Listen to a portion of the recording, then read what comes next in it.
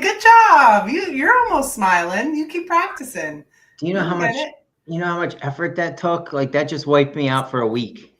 That's tough. We got Eastern States coming up on Saturday where I'm going to see a lot of people, and now I literally won't have any smile left.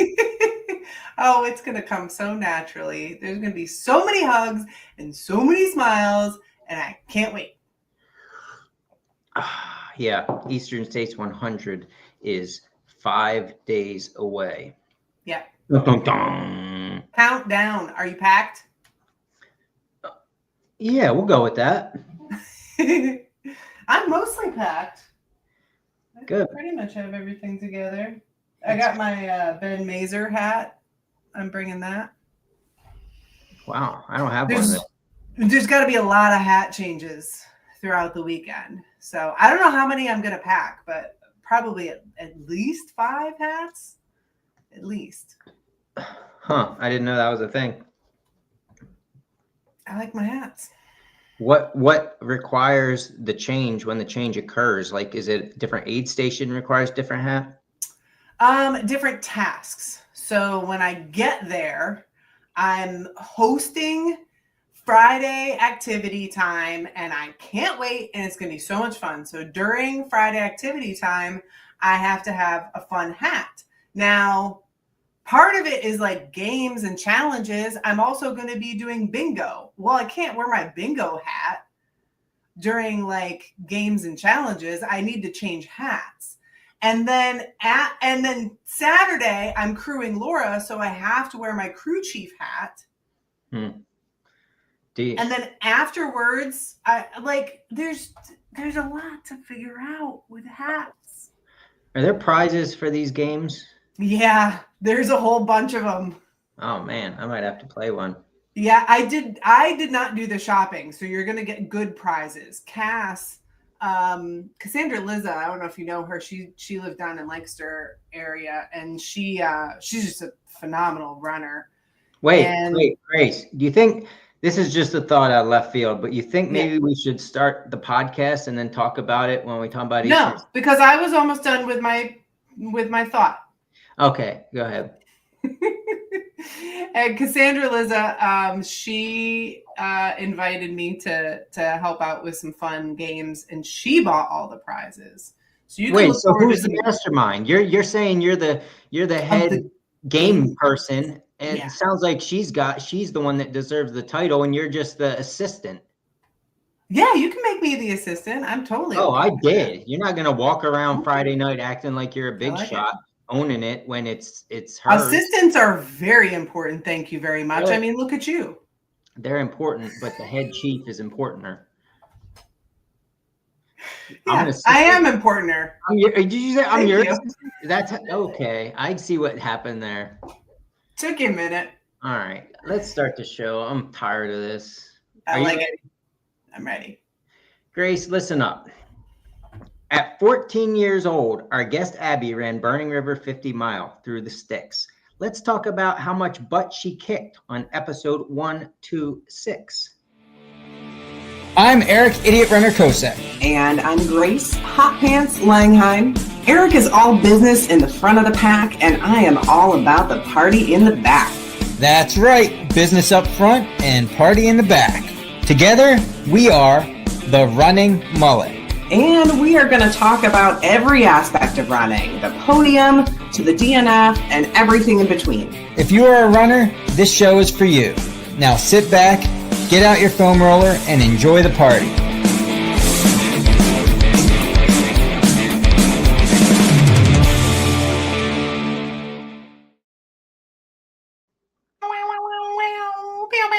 Okay, let's get to it. I'm tired of talking about your assistant games, your ass games, whatever you want to call them.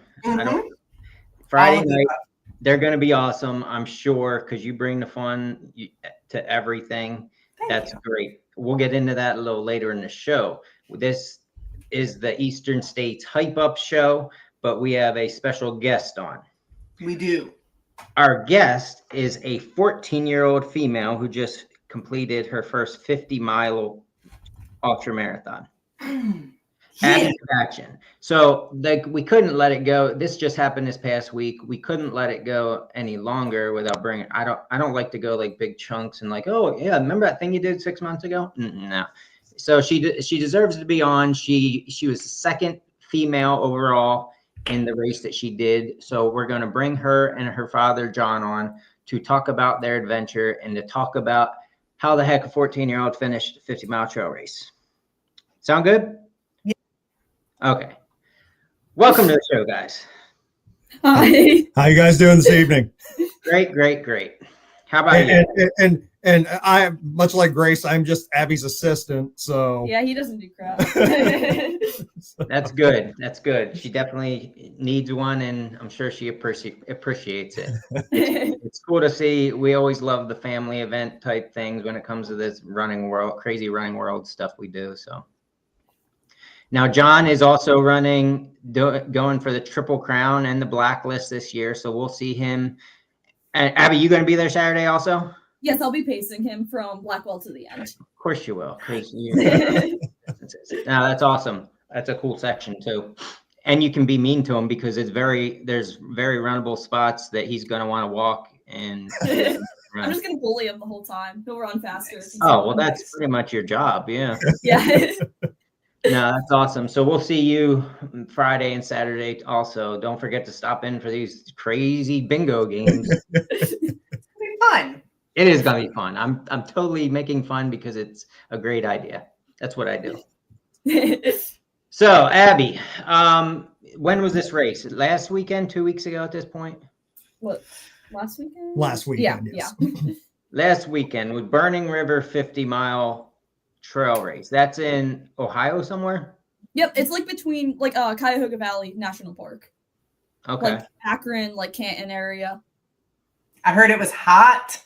Yes, very hot, very humid. But like we started in the rain and stuff, so Gosh. Yeah, I heard it was a tough weekend. Burning River's been around for a long time. Famous Midwest race. But it was a tough weekend, and a lot of people struggled throughout the day, but you made it. Nice work. yes. Thank you. So let me get this straight. I just learned this, like I was today years old, but there's two races, 250 milers that go on that day, one during the day and one at night. Yeah, there's a front half and the back half because it's like an out and back course. So. And you ran the night one? Yep. Okay. What did you choose that, or was it like, did you have to do, what was your reasoning for choosing that? It was a choice. It was kind of like get out of the heat, like what we like kind of plan it. So it almost slowed me down a bit, like with cross country season coming up, like don't want to go out too stupid. All that just kind of like keep me fresher. Yeah, I've done the 100-miler there previously, and the conditions they can get pretty brutal. Similar to Pennsylvania in the summer. So our thought process was with her having cross country, she's going to go right into cross country season, as you know, Eric. With your daughter, it's we kind of figured just it would get her out of the heat a little bit.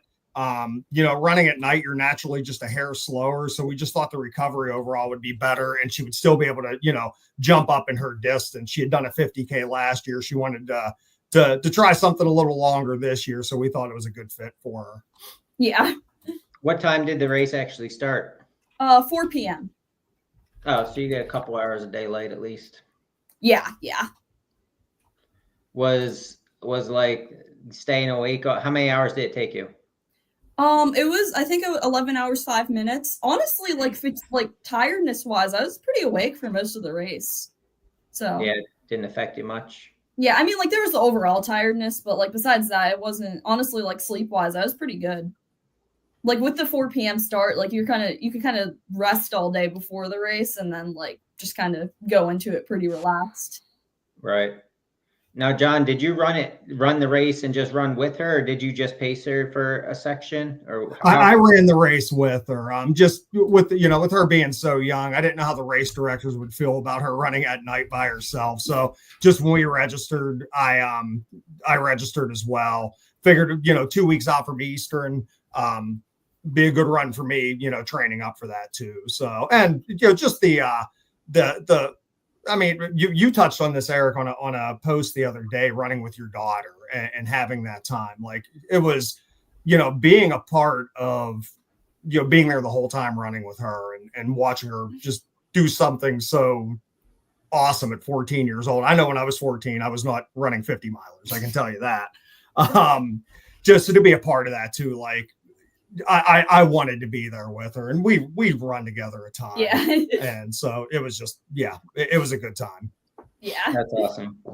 Yeah. And before I forget, I want to give a huge shout out to Burning River themselves for, I don't know what the requirements were for how she met a 14-year-old, if they let anybody sign up, but the fact that they let her attempt it, even though she's young, is a cool thing. I mean, a lot of these races have that 18, have to be 18 and over, or even 17.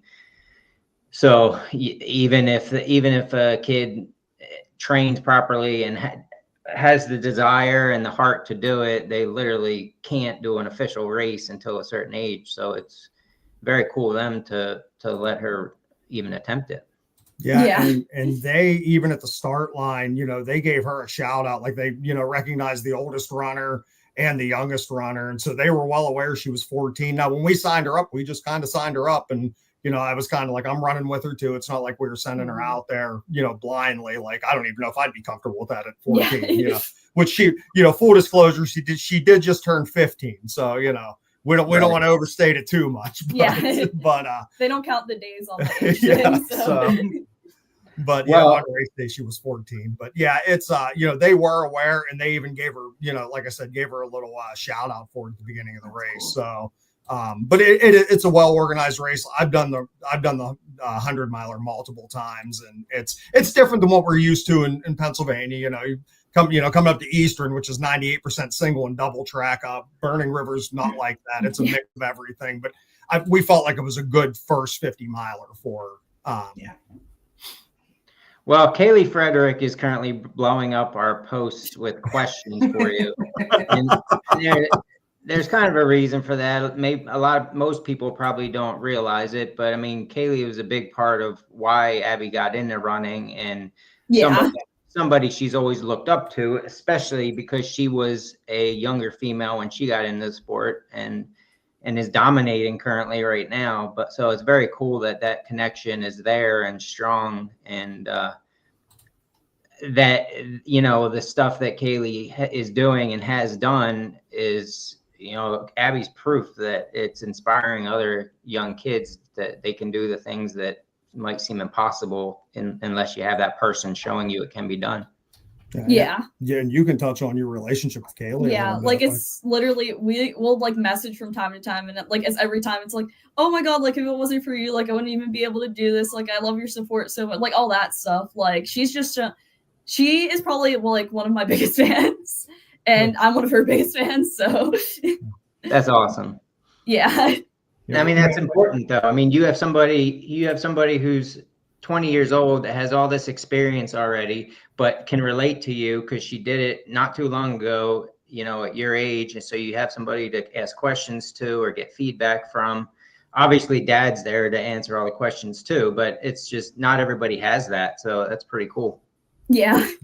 And just, and this, Eric, because you work with Kaylee a lot, but when Abby did her first 50K last year, she did the Lost Turkey 50K near Blue Knob State Park. And Kaylee was only a day or two removed from literally from just got back from Badwater. But she was there all day at the aid stations with Abby. She was there at the finish line. Yeah. And it's genuine support. Like Abby texts her when she has questions, and it's Kaylee was definitely a trailblazer. So so kids like Abby, and then I don't know if you're familiar with the Shirleys from Latrobe, like their whole family. There's, I think, how many of the Shirley girls? There's three of them have ran ultras, and they're all under 18. I think one's just turning 18. So Kaylee was kind of like the spark for all of now these younger kids, now that hey, they can do these things. They can do hard things. And it's not, like I have concerns that, people will think like, oh, well, they're pushing her to do this. And she wants to do these things just like Kaylee did, just like the Shirleys do. So Kaylee has been top notch. I'm a big Kaylee fan myself. Yeah. And Abby's doing a lot of things now because of the trail that Kaylee blazed, just a few years ago. Yeah. Absolutely. It's very cool. Well, let's throw in, Grace, unless you have anything burning, why don't we throw in a couple of the Kaylee questions to get them out of here? Well, real quick, I did want to ask, was this a distance PR for you? Yes. I think the longest I did before that, was we did a 37-mile fast pack, but even that, it wasn't really like a run. Yeah. So, but the longest race I did before that was a 50K. So nice. That's a big jump up. Awesome. Yeah. So you had 50 miles of running mostly at night. What was your favorite part? That's a tough question. That's a loaded question. I don't even know how I would answer it, but do you have, was there a favorite? Was there an interaction with your dad or a memory that's just burned into your brain from that race that you can remember?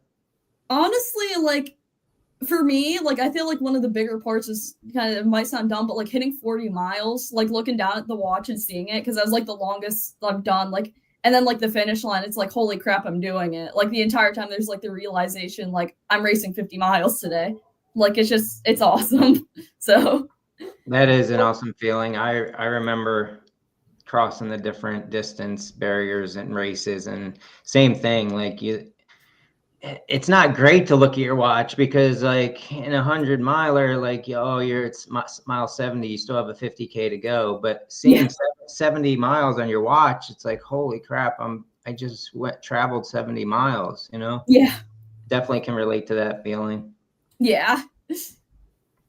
How about so that was your favorite part. What did you have a low? Yeah, once I got to 42 miles, I kind of started just wearing down and stuff. But it was just general fatigue. I had a few nutrition problems, but it never got too bad. I was still able to move, so it wasn't horrible. So you're saying your favorite part was mile 40, and then 2 miles later, it's all downhill. 2 miles later, it sucks. That's about right. Yeah. How it goes. That's great. Yeah. One of the things I have to give her credit for especially as young as she is and inexperienced in longer distances, is even at mile 42, and I mean, you could see it and it was literally that drastic of a just I'm good. Oh my God, what am I doing here? Crashed. But she did everything she could to keep moving. She, still efforts to run, because we were able to track the third place female. They had timing mats, every say 10 miles or so. So I knew where she was, and I didn't want to pressure her to, because again, it's the first time doing that distance. The finish was the most important part, but she wanted to podium. She told me as much. So I'm trying to push her along. So even when she was pretty trash, for those last 8 miles, but the effort was still there to keep pushing. She was running when she could. And at times it might only be 10, 20 steps. She's okay, I'm going to walk again. And she'd get frustrated with herself, but she just kept moving forward. And she ran the race she ran smarter than I typically do, just being honest. And I have you learn a lot from watching, don't you, Abby? Yeah. I'm going to do what Dad doesn't do. Yeah. That's awesome. No, I mean, it's best, even though it was their first 50-miler, everybody has their best performance when they're kind of running a little scared. Mm-hmm. To hold on to that. I've done it way too many times in the past where it's I got to hold on to this top 5, and it means nothing to anybody, and it shouldn't to myself. But it's I'm in the top. I'm 4th overall. I can't let that 5th place person, the guy behind me, pass me, or the 6th place, whatever it may be. So it's just motivation. Yeah. Nothing on them or how they're running. It's something else to keep you moving when stuff sucks. Yeah. Nice. My goodness, we're getting a lot of questions from one. What was that elevation gain of that 50-miler? What was it? It was 4,400 feet. Yeah. Nice. Yeah, that sounds like a really nice first 50-mile trail race. Yeah, sure. yeah. I don't think I'd really end up doing much else besides it. I think it was definitely good, just overall with everything. Was your body destroyed afterwards, like day or two after, or not bad? A little bit. I mean, I was still able. I came back to cross country practice this week, and it was slow, very slow. But I mean, I've been able to get back into it a bit better. So, what'd your teammates say? I want to, before you answer that, I want to add, what does your coach / teammates think? Because I think we know that like a lot of cross country coaches, they're not huge fans. In general, that doesn't mean it's right or wrong, and they're allowed their opinions. But how about yours? He doesn't love it, but at the same time, he's not really like telling me not to do it. Like right. He just doesn't want me to be an idiot. Like, but like all around though, like he's pretty supportive of it, I'd say. So that's good. And then honestly, like my team, I don't know, the team. I think it just sounds really stupid, so I don't know if they can really like think about it. Well, I mean, to kids your age, it's not even, to say it out loud, they're like, what the heck are you talking about? Yeah. Miles. Yeah, it's unheard of. It's way out there, and they can't even comprehend it if you're not in the lifestyle, like didn't grow up with it type of thing. Yeah. Yeah. Fueling wise, how did you fuel? Did you have a nutrition plan and a hydration plan, and did you stick to it, and did it fall apart? Well, it kind of, okay. So usually what I do, I fuel about every 3 miles. I set reminders on my watch. But the thing with Burning River, there's like aid stations at least every 5 miles. Like I think the furthest apart was like 6. Yeah. And I think earlier in the race, I kind of like got to the point I was fueling a little too much between the aid stations and just like my regular watch alarms. So there was like a point in the race where I was like, okay, I need to like kind of dial it down a bit. But like, honestly, once I got out of that, like it wasn't too bad. Like I was able to like get it back on track again. And then like hydration wise, I just kind of made sure I was sipping all the time. Like I would like use front flasks. So I'd have like water in the one and then have like either electrolytes or like iced tea or lemonade in the other, just for like either calories, just electrolytes, whatever. And then like salt tabs like every 6 miles or so. So never got sick or anything to your stomach? Like there was a little bit in the like around what I'd say 20 something 20 miles. 24 miles 25 I'd say. And then honestly I kind of worked out of that, and then towards the end like that last 8 miles I kind of like I couldn't really take stuff in. I was just kind of sick of eating like sweet stuff and everything, like, and then even like salty stuff, it just sounded too like hard to take in. But like I was still able to get some stuff in. Like that was kind of the worst it got, but then even that, it was towards the end. Right. I was very impressed with her, like with the nutrition. She was troubleshooting, and I know, again, I've been doing longer, I've been doing ultras now for like 8 years, and sometimes that's a hard thing to do on the fly. Like, okay, what's going wrong? Like, what do I need to do to kind of, and like, we were kind of discussing things, but a lot of the things she did, like when she kind of overfilled herself, she's like, okay, can't really eat. I'm going to, drink my calories because I got to keep drinking. And she was, she didn't panic. She worked through it, and she ended up, she worked her way out of it and had, another strong, like 16 or so miles after that, 18 miles, whatever it was, before she finally, like, again, at mile 42, kind of like, okay, went downhill. this is far. Like, yeah. So, but I was really impressed with her, with the maturity she showed to troubleshoot, like, and something she hasn't had to do a lot of. Yeah. Yeah. What day do you have? What do you have on the horizon as far as ultra running goes? Obviously, it's a cross country season. I understand that, but like, yeah. Looking at next year, what's your plan? So we're going to in like beginning of February, we're gonna go for Uhari 40 miler. It's in North Carolina. And then after that, we're gonna see if we can do the Laurel Highlands 50K. And then we're kind of after that, like early July, we're gonna see if there's anything I can do, just seeing how the schedule rolls out and everything. But maybe we've talked about looking into 100Ks, so wanting to bump up the mileage a bit more. But yeah, That's awesome. Yeah. All right, I'm going to ask you a very, very simple question, but it's pretty deep. So you can, I want your honest answer the best you can by not thinking about it much, but you can also choose not to answer. Okay? Does that make sense? Yeah. What is your why? Why do you want to do these ultras? I honestly don't know. I mean, he's been doing it for years. I've been at his races a lot, and I've been like, this is awesome. I think I want to put myself through a bunch of crap and want to cry and all that crap. So just make it miserable. But at the end of the day, I don't know. It's still enjoyable. Like, I don't really know how to answer it. It's just kind of, I don't know. I've been around, like, like Coop Loopers, like Kaylee, like, him, like, just for years. It's just, I've loved it. So yeah, that's a good answer. I mean, just say the snacks.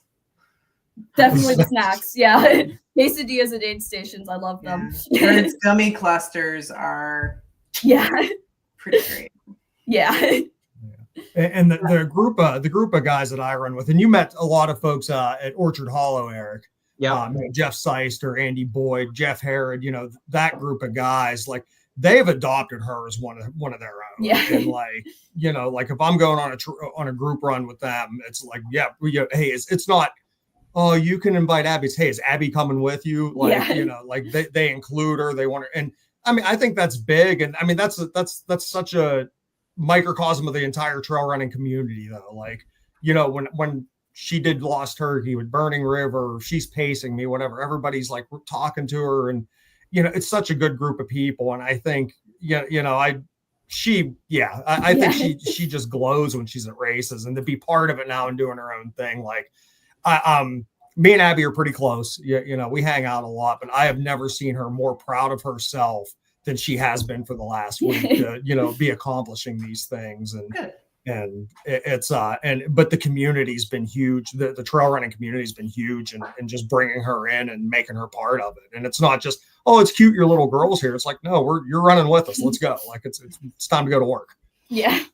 Yeah, you join in the trail community, and you get about 200 big brothers, and you got about 300 big sisters. Yeah. No, I kind of had the same conversation with Lauren, my oldest daughter, the other night. I straight up asked her, I said, if I didn't run when you were younger, and it was kind of basically the same thing as you guys, identical. She was brought into the ultra running scene, or the running scene in general. She helped my wife crew for me and things like that. So it's been a part of her life. And she's learned to now she's not into ultras yet, because she's focused on what she needs. She wants to be the best at cross country and track right now, which I respect that and know that. But I asked her the other night, I said, where do you think you'd be as a human right now if our mom and I didn't run? And because we got into running later in life. I got into running to lose a beer gut when I was 35. And it started out with a 5K, and it's ended with 200 miler. But I didn't have, I played baseball in high school, and that was cool. I love baseball. I love the game. But it's funny how, I mean, it's kind of common sense, but how much as a father and a mom, how like you give them the life that you want to give them, or able to give them, I guess. But like, she wouldn't have picked up running. Maybe she'd be doing volleyball in high school right now. And who knows, she could be great at that too. I don't know. But it's just like, it's crazy that one little hobby can turn this young person's life into their running is everything to Lauren right now. Yeah. Crazy. Abby was a pretty accomplished soccer player up until she played this year. Yeah, she was playing for like the Riverhounds Academy here in Connellsville, and traveling regionally, not nationally but regionally, and she was a pretty good soccer player, and she was, you could see like Abby's very diverse. She's a very good student. She has other interests. She's musical. She's in robotics, and like Christy and I would pick her up from things, and when she would go to robotics, she'd be like, "Oh, this was awesome. This was great. Haven't we did this, and the whole ride home, she wouldn't shut up, And then we'd pick her up she was doing some track workouts in Morgantown. And unless she had a bad workout, she'd be like, oh, we did this and this and this. And she was excited about it. Then we'd pick her up from soccer. She'd be like, oh, it was okay.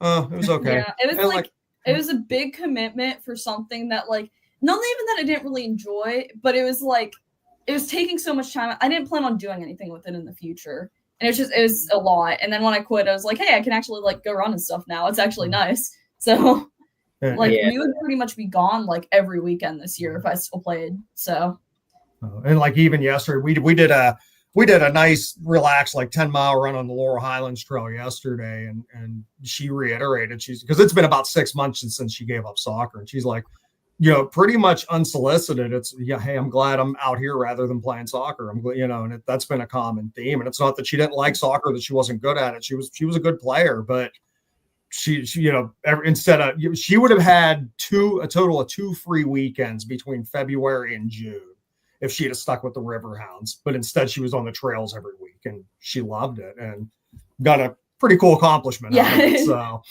I'd say it paid off. Yeah. No, Lauren, same thing. When Lauren went into 9th grade into high school, she still dual sported. Softball was she played softball from Little League on, and she loved she loved the game of softball.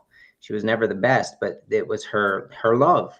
And so when she got to high school, she decided to dual sport and do both in the spring, track and softball. And she was good enough at track where sadly she felt softball was preventing her from training the way she wanted to train. We wanted to train, and they're same thing, games every weekend, practices every weekend for softball. And she sadly dropped it, and shortly after, she was very thankful she did. But it's exactly like what you guys are saying, just different sports and different things. Yeah. I'm ready for the robots to take over so that I can have more hobbies. Abby's working on it. Yeah. Oh, what else, Grace? Got anything? Well, so Abby, big congratulations. You're awesome. You're inspiring. And I can't wait to see what you do next. John, are you ready for this weekend? No. Okay. You're never ready for Eastern States. And it's been a little bit of a trying spring. I had pneumonia earlier in the year, and I tore a labrum in my hip in April. So training's down a little bit, but Christy and Abby they'll get me to the finish line. It might not be pretty. There might be some crying involved, but that's why we do these things. So I have the best crew and pacer in the business. So we'll get it figured out. So Eric will take care of me there around mile 63, and if I'm whining too much, he'll boot me in the butt and tell me to get moving. So I'll be honest with you, I'm probably going to totally miss you coming through because I'm talking to Abby about running things. No, I'm excited to help everybody at the aid station. I don't know what we have. Grace, what is the number one pointer you can give to get through a race like Eastern States? At this point, the hay is in the barn, as we say, and the best the runners out there can do for themselves is get some good rest, get some good food, get some light movement, and have a meeting with your crew and your pacers if you are using crew and pacers, and get yourself all on the same page. Have a little powwow and get yourself situated. That way you can get in and out of those aid stations. That's a very good point. Now I will add to that, because you're leaning towards talking about the dreaded taper that everybody's in right now leading up to it. It's Monday evening. Yeah. And this is my opinion.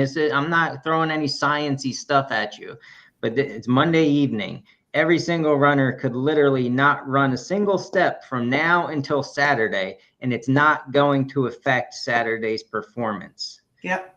So you can feel the fat and lazy and that you need to get out there and get those shakeout miles in. And that's totally fine as long as they're easy and stuff. But you're not going to lose any fitness from now until Saturday. No, you're not going to lose any fitness. And you can, if you're out on technical trails, I mean, you run the risk of maybe twisting your ankle or something like that right before race day. You don't want to do that.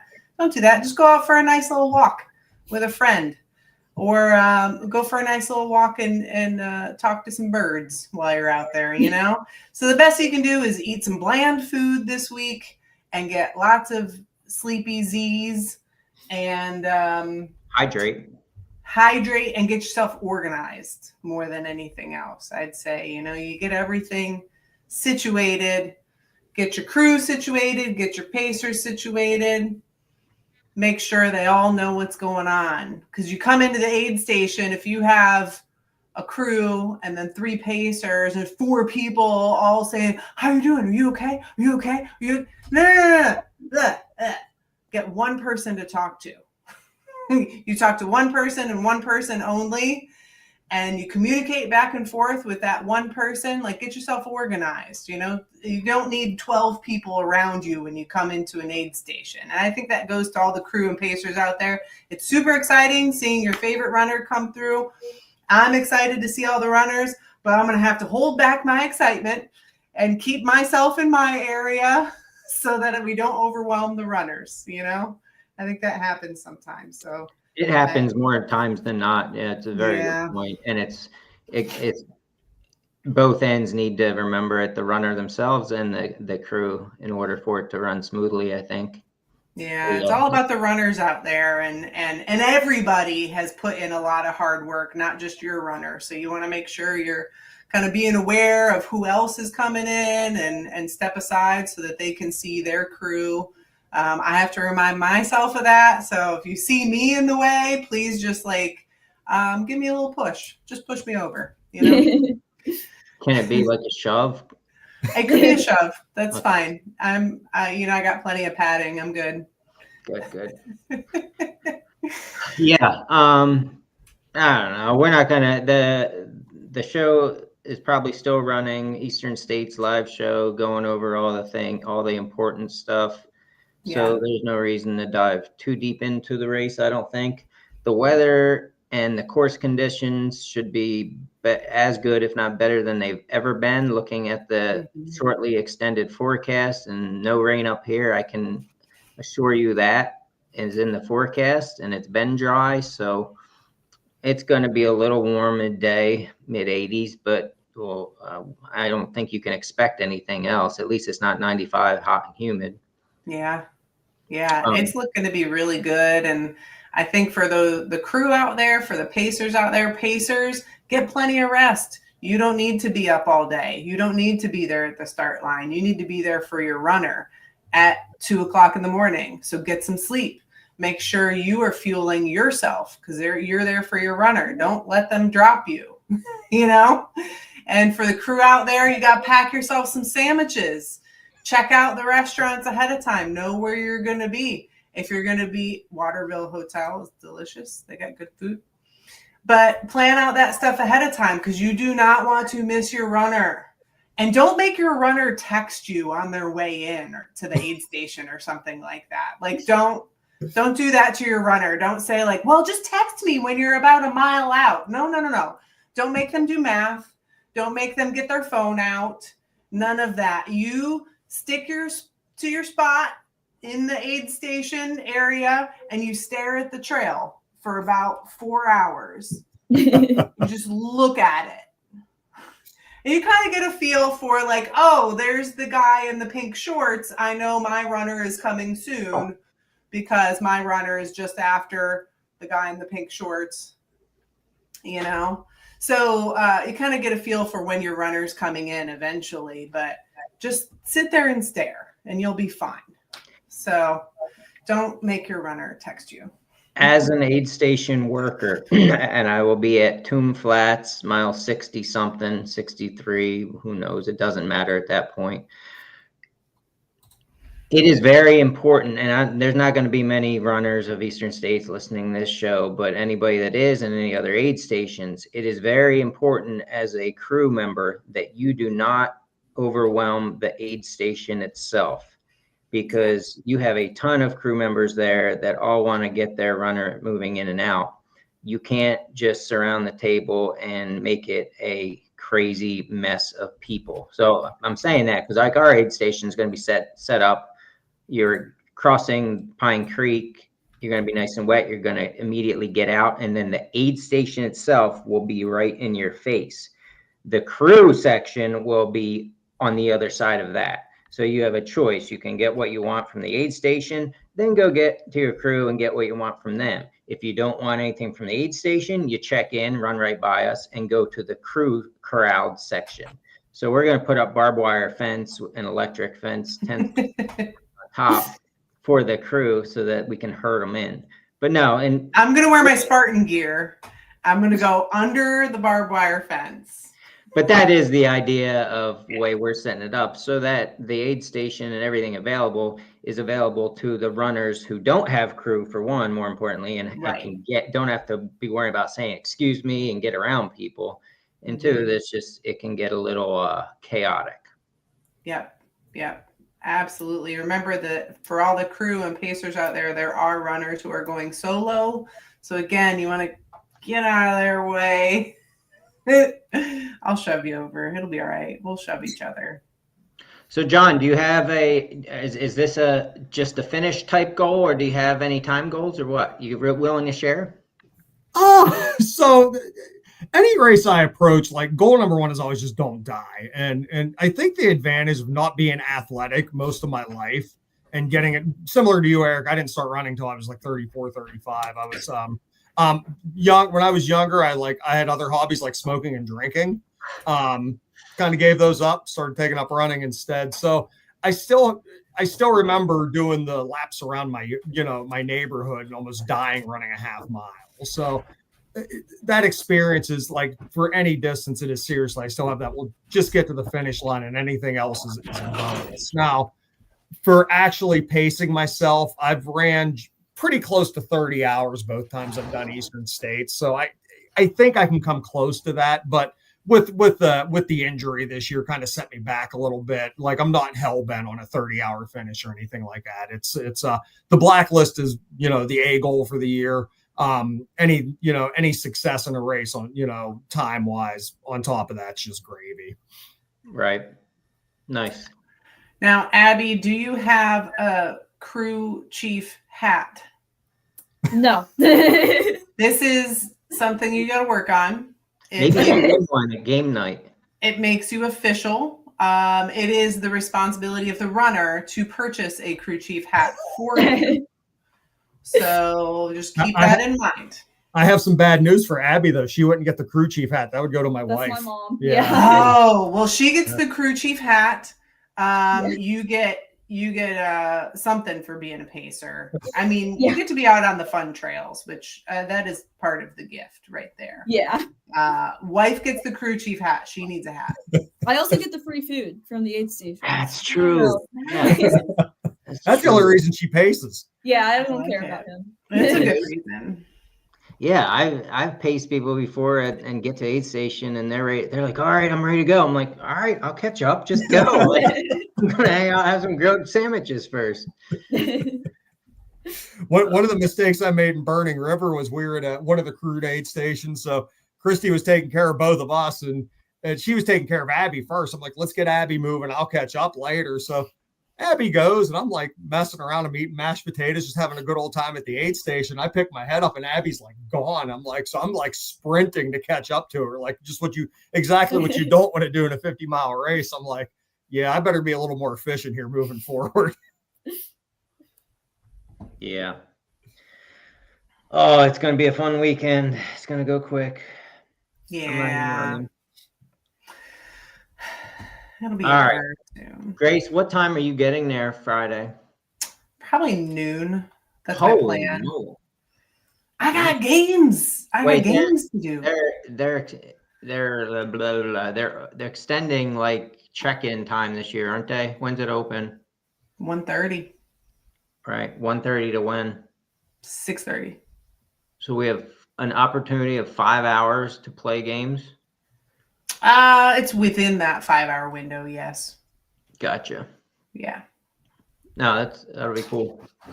Yep. Start training. Can I be the assistant to the assistant? Oh, that's a great idea. Do you have a hat? Oh my God. Get off the hats. I'll bring it. Or a name, at least if you have a name tag, that'll be fine.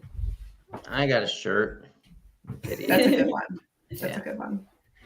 All right. Well, I've said this over and over like a broken record, but Eastern States, if you're looking for any pointers, it's don't go out too hard in the first 50K. It will ruin your race. If you don't go out too hard, it will make your race good. You'll have something left for that section that Abby's pacing, and it'll be magical. Don't let those first hills in the first 7 miles, don't let the race atmosphere get to you. Don't hit them too hard. Go slower than you think you should be going, and you'll get all that time back. That's my advice. That's great advice. And I think for the back of the pack runners, my advice is to run your own race.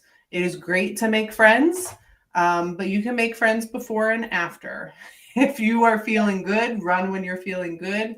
When you need to take it back a step, take it back a step. But you make sure that you're fueling properly, focused on your fuel and your hydration and your own race, and not getting too distracted with what everybody else is doing. It's easy to do in the back, but make friends later. I'm your friend. So, and I say, run your own race if you're in the back of the pack.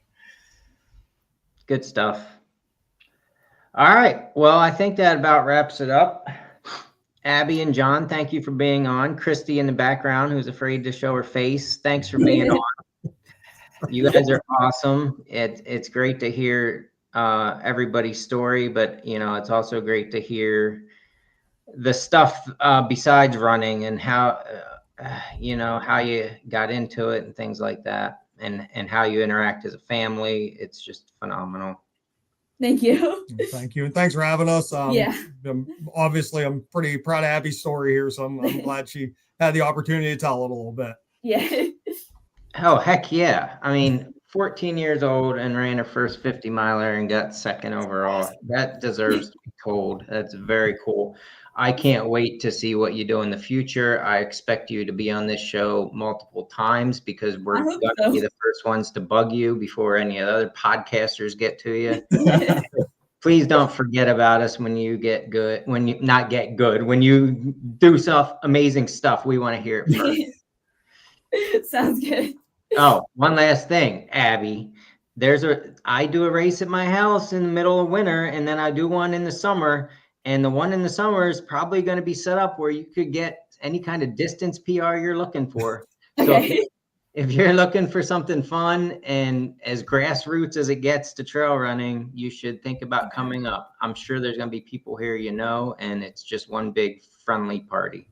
Okay, sounds good. Yeah, we've heard good things, and I know this year you guys, I think your race was the same weekend as Ironstone. It always is, most of the time. So we volunteered at Ironstone, and she and I swept the last 27 miles. So that was like her training run for that weekend. So but we definitely want to make it up there at some point. Yeah. All right. Well, I'm excited to see both of you this weekend, and thank you for letting us talk to you. Yeah, thank you. Thanks for having us. Yeah. Grace, you want to end this show? We are going to wrap up this show. We're going to see so many awesome people this weekend at Eastern States. And if you're not going to be there, that's okay. You are in our thoughts and in our hearts. And we will recap the whole weekend next Monday. So tune in at 7:30 Eastern time on the YouTubes and the Facebooks, and like it and share it with all your friends. And you will be the most popular person at the party. Guaranteed. Oh, you know what I didn't think about because I'm getting very lazy and old is doing a live stream at the finish line. I might take my stuff. I might do that, but I also might not. I'm gonna bring my stuff. You are? Yeah. Okay. I don't know how that's gonna work out, but yeah, maybe. I don't know. I figured I'd bring my stuff and see what Ben wants me to do. Yeah. Well, maybe I'll bring my stuff and see who Ben chooses, you or me. Oh, that's a good idea. We could fight about it. I don't think we'd have to. I think he'd choose. Nah, me. probably not. I have a good hat though. Oh my God. All right. So My you Ben take- Mazer hat. can you take all your hats and put them in a little box, seal that box, They are in a box. Yeah, and, it's right and over finish here. this show for us? All right. I can't wait to see you in all of my hats and see all of your hats. Thanks everybody for tuning in. You're awesome and you're amazing and you're awesome. Okay, bye.